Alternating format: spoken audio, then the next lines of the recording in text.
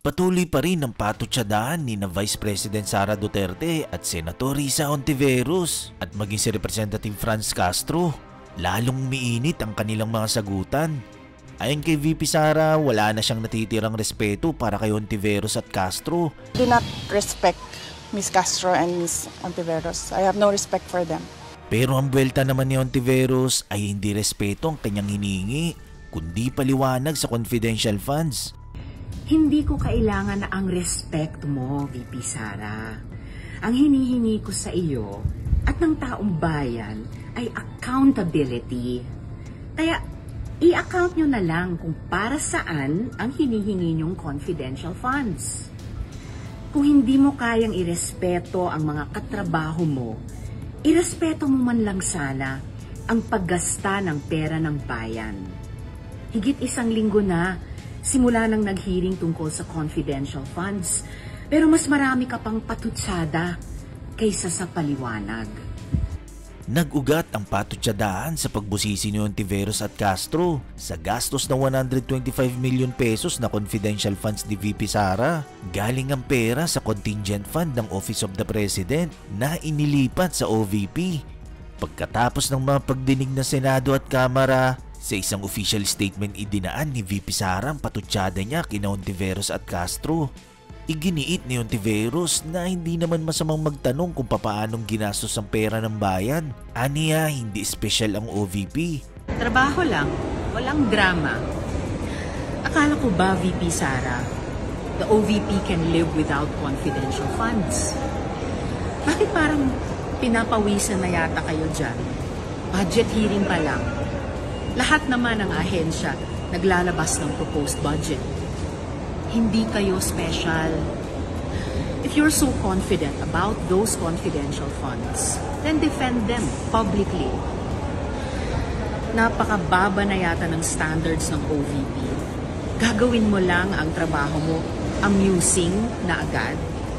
Kung meron mang amusing, yan ay yung halos kalahating oras na turo-turo, pag-iwas sa tanong, paikot-ikot na sagot at pagbabaluktot ng sitwasyon. Ginawa nilang perya ang basic na proseso ng pagbusisi ng pera ng bayan. Hindi ko kailangang mag-wish na na-access ng opisina niya ng illegal ang confidential funds. 2 former Senate President na ang nagsabi, Senator Drilon at Senator Pimentel, na yung paglipat ng pondo mula OP to OVP ay illegal at unconstitutional. At higit sa usapin ng batas, huwag ilihis sa tunay na issue. Si Vice President Duterte lang bilang VP at Secretary ng Department of Education ang may confidential funds na mas malaki pa sa combined confidential funds ng DND at NICA. Bakit ba kailangan niya ng napakalaking pondo na walang audit o disclosure sa publiko? Given the significant responsibility of government officials, I expect a shred of competence when it comes to fiscal matters, like any Filipino taxpayer. Kaysa sa mga personal na atake at pag-iwas sa tanong, mas maganda sigurong kung linawin na lang ni VP Sara ang pondo ng opisina niya para sa isang national budget na mas transparent, mas epektibo at mas tutugon sa pangangailangan ng ating mga kababayan. Sagot ni VP Sara na hindi naman daw nila sinabi na espesyal ang OVP. Katunayan pa nga raw ay nirespeto nila ang proseso sa budget hearing ng House of Representatives. Hindi naman kami ever nagsabi na special ang Office of the Vice President. We respected the process doon sa budget hearing ng House of Representatives and ng Senate. The discretion, the decision whether to grant confidential funds is really up to Congress. Giit ni Hontiveros, ipaliwanag na lang ng Vice Presidente kung para saan ang hinihiling na milyon-milyong piso ng confidential funds. Ang buwelta naman ni ACT Teacher Party List Representative Franz Castro tungkol sa payag ni VP Sara, the feeling is mutual daw. The feeling is mutual, kaya nga nung sinasabi natin, dapat mahiya din siya sa taong bayan. at maipaliwanag niya. Kahit nasa mga botante niya, dapat mahiya di siya at maipaliwanag niya saan niya ginastos talaga itong 125 million na ito. Yan ang ginagawa ni Franz Castro.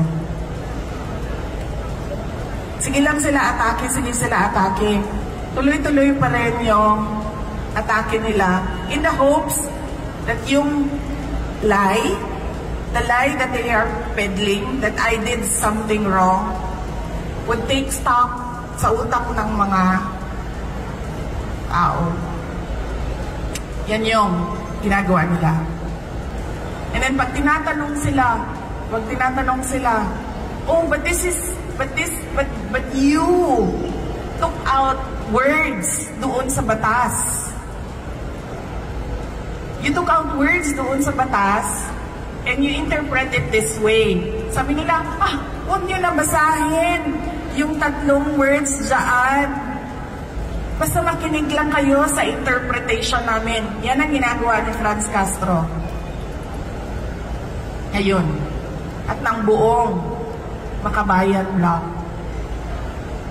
Kasi alam nila na ginagamit namin ang pera para hanapin yung koneksyon nila sa mga NPA.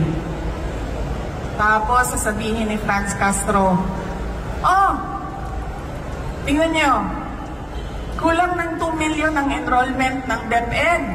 Tanungin nyo si Inday Sara na saan ang 2 million na learners ng Department of Education. Kasi hanggang ngayon, kulang ang enrollment nila, ikumpara natin sa number last year. Pahanap niya sa akin ang mga bata na para bang kinuha ko yung mga bata na yan kasi kung saan-saan. And take note, hindi ako yung may kaso ng kidnapping. Hindi ako yung may kaso ng human trafficking. Si Franz Castro, kinuha niya yung mga bata dyan sa Talaingod. Kasi, ililipat niya doon sa Manila para mag-rally. Siya yung may kidnapping. Siya yung may human trafficking. Hindi pa tapos ang 1 buwan ng pagbubukas ng aming klase. Pinapahanap niya sa akin ang 2 million na para bang kinidnap ko yan lahat at ayaw ko sila mag-aral. Yan yun.